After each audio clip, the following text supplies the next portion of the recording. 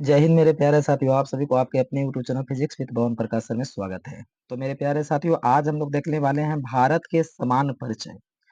तो भारत के समान परिचय में हम लोग चलेंगे। आप लोग को भारत के समान परिचय से क्वेश्चन आना चाहिए और ये आपके बोर्ड के परीक्षा के लिए भी इम्पोर्टेंट क्वेश्चन है। तो चलिए हम लोग प्रश्न की ओर चलते हैं बिना टाइम को गवाए हुए। पहला क्वेश्चन है कि भारत का कुल क्षेत्रफल कितना है। तो देखिए, इसका भारत के कुल क्षेत्रफल कितना हो जाएगा, 32,86,264 वर्ग किलोमीटर या 32,86,265 किलोमीटर, 32,86,263 वर्ग किलोमीटर। तो इसका राइट आंसर 32,87,263 वर्ग किलोमीटर। अगला चलते हैं हम लोग। भारत की आकृति लगभग है। तो भारत की आकृति वृत्ताकार होगा, त्रिभुजाकार है, चतुष्कोणीय है या षष्ठकोणीय है। तो भारत के जो आकृति है जाएगा चतुष्कोणीय हो जाएगा। कुछ क्वेश्चन में आपका जो है टिक पहले से मारा हुआ है। तो हम लोग फिर देखेंगे भारत का उत्तर से दक्षिण का विस्तार कितना है। तो देखिए, भारत के उत्तर से दक्षिण का विस्तार सबसे ज्यादा है।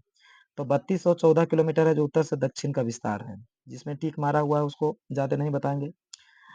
भारत का पूरब से पश्चिम का विस्तार कितना है। तो भारत के पूरब से पश्चिम का विस्तार कम होता है, 2933 किलोमीटर है। आगे आइए, क्वेश्चन कहता है पचमा में कि मुख्य भूमि अंडमान निकोबार द्वीप समूह तथा लक्षद्वीप समूह सहित भारत के तट रेखा की कुल लंबाई लगभग कितना किलोमीटर है।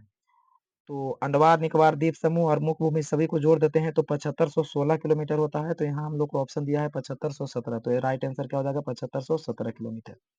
अगला पॉइंट में हम लोग देखेंगे भारत के स्थलीय सीमा की लंबाई कितना किलोमीटर होता है। तो 15,106.7 किलोमीटर, 15,108.5 किलोमीटर, 15,300 कितना हो गया, 5 किलोमीटर। उसके बाद यहाँ हो गया 15,456 किलोमीटर। तो इसका राइट जो आंसर आपका हो जाएगा, तो इसका राइट आंसर हो जाएगा हमारा सी, सॉरी ये 15,106 किलोमीटर हो जाता है भारत के स्थलीय सीमा की लंबाई। अगला पॉइंट में हम लोग देखेंगे भारत किस गोलार्ध में स्थित है। तो भारत किस गोलार्ध में स्थित है, तो आप देखते हैं।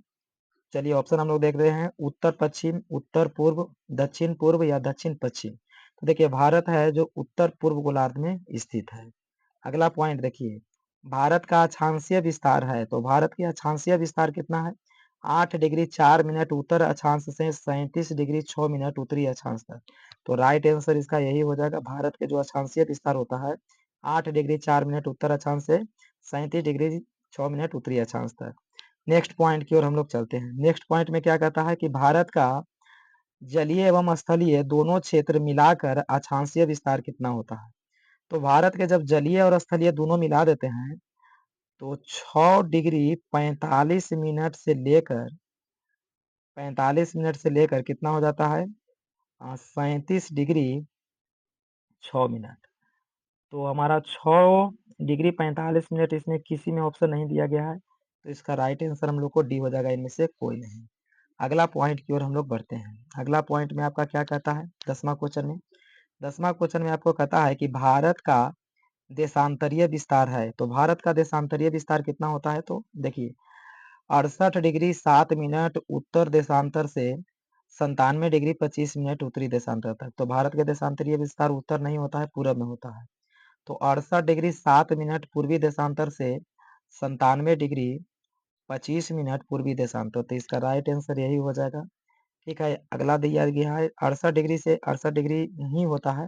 यहाँ 74 डिग्री दिया है, यहाँ 72 डिग्री दिया गया है। ये भी पूर्वी है और पूर्वी है। तो हमारा राइट आंसर क्या हो जाएगा, 68 डिग्री 7 मिनट से 97 डिग्री 25 मिनट पूर्वी देशांतर। अगला क्वेश्चन में देखिए, भारत की सबसे उत्तरी बिंदु कौन है, यानी उत्तरी बिंदु है। तो भारत के सबसे उत्तरी बिंदु को हम लोग इंदिरा कॉल कहते हैं। इंदिरा कॉल कहाँ पड़ता है हमारा, तो इंदिरा कॉल आपका अंडमान निकोबार हम लोग करें, जम्मू कश्मीर। ठीक है, और भारत के दक्षिणतम बिंदु का था तो इंदिरा पॉइंट होता, ये हमारा तमिलनाडु हो जाता। तो देखिए, भारत के दक्षिणतम बिंदु कौन है, तो इंदिरा पॉइंट। इसका राइट आंसर बी हो जाएगा। अगला क्वेश्चन में आइए, भारत का सबसे पूर्वी बिंदु है। तो भारत के सबसे पूर्वी बिंदु को क्या कहते हैं।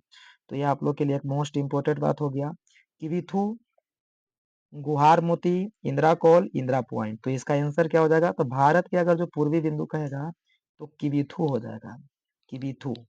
अगर जो यही पश्चिमी बिंदु कहता तो गुहार मोती हो जाता।